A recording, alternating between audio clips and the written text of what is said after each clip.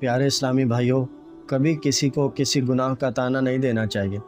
میرے نبی رحمت صلی اللہ تعالیٰ علیہ وآلہ وسلم نے ارشاد فرمایا، ترمذی شریف میں یہ روایت موجود ہے، سرکار نے فرمایا جس نے کسی کو کسی گناہ کا طعنہ دیا ہو سکتا ہے کہ وہ خود اس گناہ میں مبتلا ہو جائے۔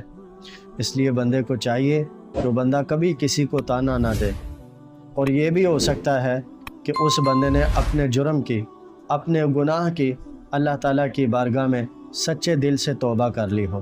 اللہ تعالیٰ قرآن پاک میں ارشاد فرماتا ہے، ان اللہ یحب التوابین، بے شک اللہ تعالیٰ توبہ کرنے والوں کو پسند فرماتا ہے۔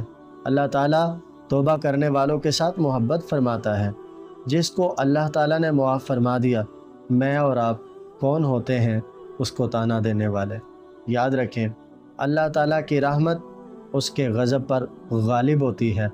اس لیے ہمیں چاہیے کہ ہم کبھی بھی کسی کو بھی گناہ کا طعنہ نہ دیں، اور یہ بھی ہو سکتا ہے کہ ہماری نسبت اس کا مقام اللہ کی بارگاہ میں زیادہ ہو جس کو ہم گناہ کا طعنہ دے رہے ہیں۔ ہمیں چاہیے کہ ہم کسی کو گناہ کا طعنہ نہ دیں۔ آئیے دوسروں کے گناہوں کو نہیں بلکہ اپنی توبہ کو سنواریں۔ ایمان کو جگانے والے مزید پیغامات کے لیے قاری قاسم رضا کو ضرور سبسکرائب کریں۔